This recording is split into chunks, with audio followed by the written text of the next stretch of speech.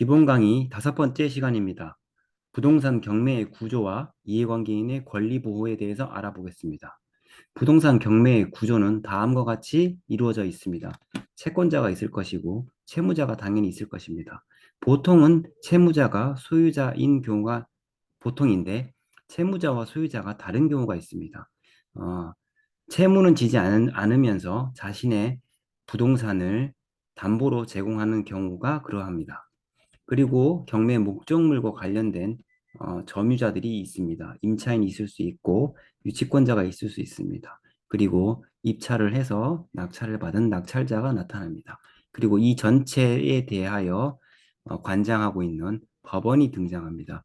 법원은 경매계와 집행관 사무소로 나누어져 있습니다. 경매계는 아무래도 사무적인 업무를 많이 보고 집행관 사무소는 현황조사 및 명도와 관련된 업무를 하는 곳입니다. 이 구조에서 중요한 부분은 누군가 손해를 입으면 누군가 이익을 본다는 내용입니다. 즉, 이 구조에서 유기적으로 돌아간다는 의미입니다. 보통 경매는 싸게 낙찰이 되기 때문에 싸게 낙찰이 되면 시세보다 싸게 낙찰이 된다는 것은 채무자 소유자에게 손해입니다. 그리고 채권자에게도 손해가 발생할 여지가 높습니다. 그런데 누군가 입찰을 들어갔다가 입찰 보증금을 날리게 되는 경우에는 그 입찰 보증금이 배당 재산에 포함이 되기 때문에 그 배당 재산만큼은 또 채권 변제하는 여력이 더 생긴 것이 됩니다. 그렇게 되면 그 낙찰자의 손해가 결국에는 채권자, 채무자에게 이익으로 돌아가는 꼴입니다. 따라서 이 구조에서 내가 손해를 입는 위치에 있으면 안 되겠습니다. 그리고 이 구조를 잘 이용해서 이익을 보는 사례도 있었습니다. 나중에 설명을 드리도록 하겠습니다. 이해관계인의 권리 보호. 각 이해관계인들은 자신이 최대한 이익을 얻기 위해서 행동을 할 것입니다. 그럼 그러한 것들이 어떤 것이 있는지 알아보겠습니다. 채권자는 일단 돈을 받기 위해서 강제경매나 임의경매를 신청할 수 있습니다. 강제경매는 판결문을 통해서 또는 공정증서를 통해서 경매를 신청하는 것을 말하고, 임의경매라고 하는 것은 담보권을 설정한 담보권에 기해서 경매를 신청하는 것입니다. 예로 근저당권이나 또는 전세권을 설정한 자가 경매를 신청하는 경우입니다. 그리고 채권자는 채권을 그냥 매각하면서 양도하면서 그 채권을 회수할 수도 있습니다. 그러니까 예를 들면 10억의 채권을 그냥 조금 할인을 하여 9억에 매도하고 그냥 9억을 회수하고 10억짜리 채권을 판매할 수도 있는 것입니다. 그리고 채권자는 경매가 진행 중에 기일을 변경할 수 있는 자입니다. 매각기일이 정해졌다 하더라도 법원에 요청을 하면 법원이 너무 많이 요청하는 것이 아니라고 하면 기일 변경을 다 받아줍니다. 그리고 채권자가 경매를 신청할 수도 있지만 경매가 이미 들어와 있는 물건에 관련된 채권자는 그냥 배당 요구를 할 수 있습니다. 예를 들면 임차인이 임차 보증금을 받기 위해서 전세권자가 전세금을 받기 위해서 배당 요구하는 경우입니다. 그리고 채권자는 입찰에 들어가서 낙찰을 받을 수도 있습니다. 낙찰을 받으면 낙찰 대금을 치르고 그 대금에서 자기가 배당을 받아가는데 그 과정을 간소하게 하는 게 이 상계 신청이라는 제도입니다. 그리고 채권자는 자기가 배당받을 돈을 정확히 법원에 신고하기 위해서 채권 계산서를 작성해서 제출합니다. 비용이 얼마고 이자가 얼마고 원금이 얼마다 이렇게 제출하게 됩니다. 그리고 채권자들 사이에서도 어떤 그 받는 채권 금액에 대해서 다툼이 있을 수 있습니다. 왜냐하면 나보다 선순위 채권자가 채권의 이상으로 배당을 받으면 후순위 채권자에게 배당 금액이 줄어드는 수가 있기 때문에 서로 그 부분에 대해서는 면밀하게 계산을 해서 잘못 배당된 거에 대해서는 이의를 하는 절차를 가집니다. 이렇게 채권자는 자신의 이익을 위해서 할 수 있는 것들이 이러한 절차들이 있습니다. 채무자는 일단은 경매를 가게 되면 시세보다 싸게 매각이 되기 때문에 가장 우선적으로 해야 되는 것은 경매를 종료시켜야 됩니다. 경매를 종료시키는 방법은 경매를 취하하는 방법과 취소하는 방법이 있는데 이 취하와 취소는 다른 내용입니다.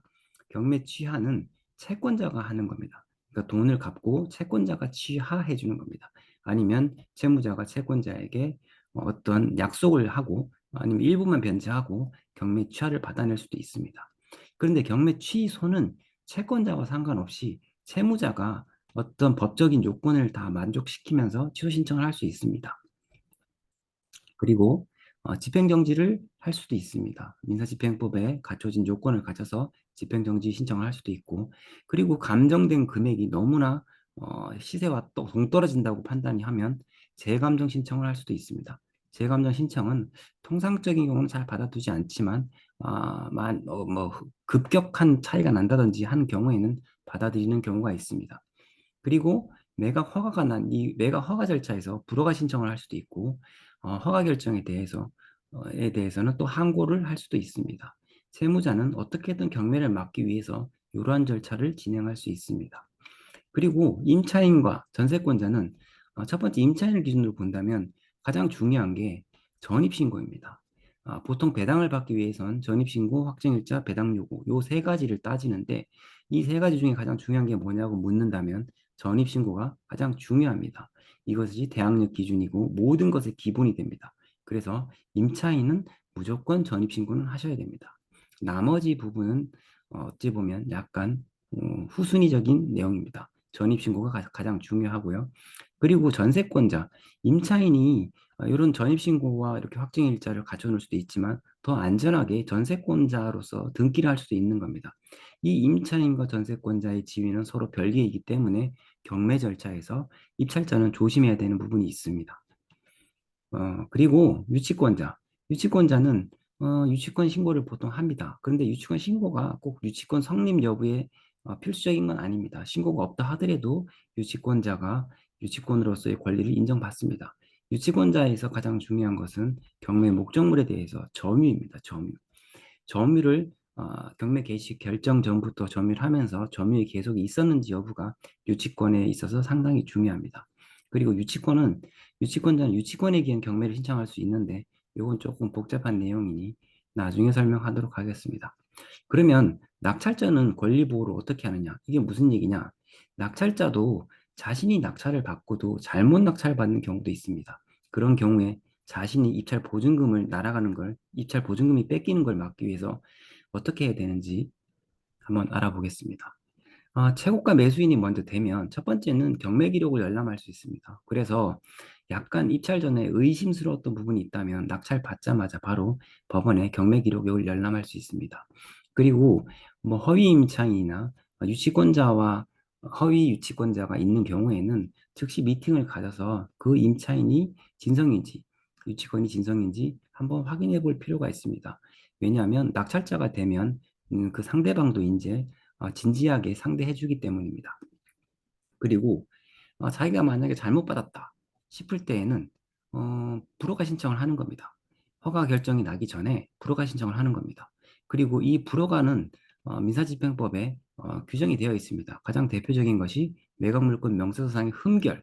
그러니까 예를 들면 분묘가 있는데 분묘가 표시가 되지 않았다든지 아니면 임차인이 있는데 임차인에 대한 사항이 아예 전혀 다 빠져 있다든지 아니면 채무자 입장에서는 경매 개시 결정이 나한테 송달되지 않았다. 이런 식으로 어떤 그런 흠결, 그 절차상의 중대한 잘못을 다투는 것입니다. 그게 받아들여지면 매각 불허가가 되겠습니다. 그리고 매각 허가 결정이 났다 하더라도 그 결정에 대해서 또 다툴 수 있습니다. 그걸 항고 절차라고 한다 그랬죠. 근데 항고 절차에서는 항고 보증금이 들어갑니다. 최저 매각가격의 10분의 1이 항고 보증금으로 제공하지 않으면 항고 자체가 각하됩니다. 그리고 이 항고를 한다는 의미는 뭐냐면 항고를 하게 되면 매각 허가 결정이 확정이 되지 않기 때문에 대금 지급 기한이 정하지 못하게 됩니다. 그래서 이 항고가 있으면 경매 잔금, 매각 대금을 낼 수 없습니다. 그리고 탈출하는 방법 중에 첫 번째가 지금 매각 불허가고 두 번째는 경매를 취하하는 것입니다. 근데 경매를 취하하는 방법은 채권자의 채권을 양수받아서 취하면 되는데 그러니까 채무자 입장에서는 만약에 경매를 취하하려고 한다 그러면 낙찰자의 동의를 받아야 됩니다. 그래서 낙찰자의 동의를 받는데 또 비용이 들어가겠죠. 그런 경우에는 경매 취소 절차를 활용할 수도 있습니다. 경매 취소 절차는 민사집행법의 요건이 갖춰져 있는데 이런 경우에는 경매 낙찰자의 동의가 필요 없습니다. 대표적인 예로 경매를 신청하게 된 담보권에 대해서 거기에 담보권의 그 채무를 변제를 하고 그 담보권을 말소한 이후에 경매 취소 신청을 넣는 것을 말하겠습니다. 여기가 처음에 또 저번 시간에 말했던 그 법원 절차인데 여기 나타납니다. 허가가 7일, 확정이 7일입니다. 그러니까 경매를 취하를 하는 경우에는 낙찰이 된 이후에 취하를 하는 경우에는 채권자의 동의가 필요한 것이고 채권자의 동의가 없이 진행을 하려면 불허가를 받는다든지 항고 절차에서 이기든지 아니면 경매 취소 절차를 거치는 것입니다. 그럼 그게 언제까지 가능하냐? 그것은 낙찰자가 대금을 내기 전까지 가능합니다. 낙찰자가 대금을 납부를 하면 아까 말했던 취하나 취소나 이런 절차들이 전혀 불가능하게 되겠습니다. 아, 지금까지의 강의는 부동산 경매 타짜 기본서를 바탕으로 이루어졌음을 알려드리겠습니다. 수고 많으셨습니다.